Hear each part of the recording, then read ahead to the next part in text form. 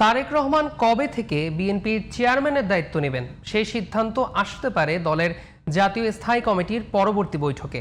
জিটিভিকে এমনটিই জানিয়েছেন ভারপ্রাপ্ত চেয়ারম্যানের পররাষ্ট্র বিষয়ক উপদেষ্টা ও বিএনপির যুগ্ম মহাসচিব হুমায়ুন কবির। তিনি জানান, তারেক রহমান তার বাবা মায়ের দেখানো রাজনীতির পথ ধরেই হাঁটবেন। কূটনৈতিক সম্পর্ক হবে জাতীয় স্বার্থের ভিত্তিতে।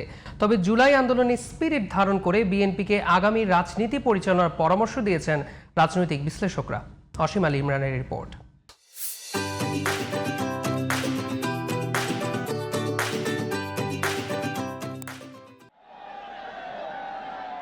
ইতিহাস সাক্ষী দেয়, এই জনপদ যখনই কোনো চরম ক্রান্তিকালের মুখোমুখি হয়েছে তখনই এক অবিনাশী শক্তির জন্ম হয়েছে।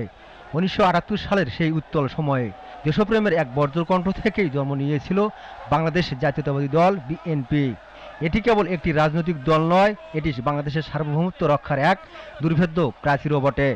শহীদ জিয়ার সেই বাংলাদেশি জাতীয়তাবাদ আজও এ জাতির ধমনীতে বহমান।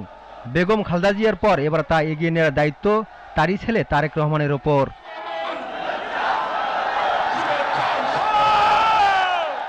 বিএনপির ভারপ্রাপ্ত চেয়ারম্যানের পররাষ্ট্র উপদেষ্টা বলেন, তারেক রহমানের আগামী রাজনীতি হবে জাতীয় স্বার্থের ভিত্তিতে, কোনো পরাশক্তির কাছে মাথা নত করে নয়। গোলামি থেকে বের হয়ে আসার জন্যই তো এই দেশের মানুষ প্রাণ দিয়েছে। কোনো দেশ আমাদের মানুষকে এই স্বৈরাচার হাসিনা থেকে মুক্ত করেনি, এই দেশের মানুষই করেছে। It's a new phase that মানে এখন এই যে বাংলাদেশ, এখন এই বাংলাদেশ কারোর কাছে মাথা নত করবে না।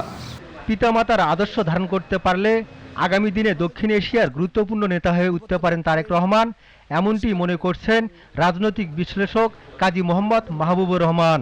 প্রতিবেশী সকল রাষ্ট্রের সাথেই আন্তরিকতাপূর্ণ, সম্মানজনক এবং তাদের সার্বভৌমত্বকে মর্যাদা দিয়ে, আমাদের নিজেদের সার্বভৌমত্বকে মর্যাদা দিয়ে যদি সম্পর্ক রক্ষা করেন, সেই সম্পর্কটাই হবে আমাদের ভবিষ্যৎ পাথেয়। এবং এটা শহীদ প্রেসিডেন্ট জিয়া রহমান এবং বেগম খালেদা জিয়ার পথকে অনুসরণ করাই হবে।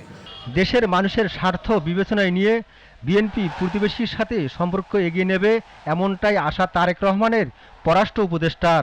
আর রাজনৈতিক বিশ্লেষক মাহবুবুর রহমান মনে করেন, বৈষম্যহীন সমাজ প্রতিষ্ঠায় দরকার ধর্মীয় এবং নৃতাত্ত্বিক ঐক্য।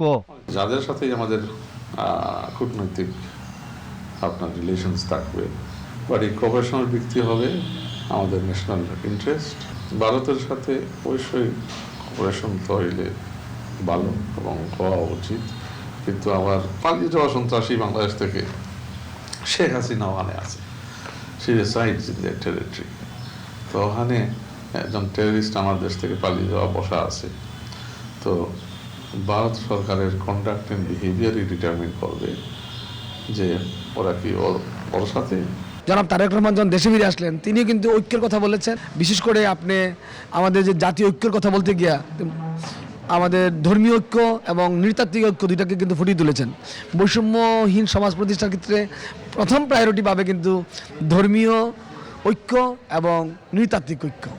সবার আগে বাংলাদেশ, নিজের এই স্লোগান ধারণ করেই তারেক রহমান বিএনপি ও দেশকে এগিয়ে নেবেন, এমনটাই প্রত্যাশা তাদের। অসীম আলী ইমরান, জিটিভি নিউজ, ঢাকা।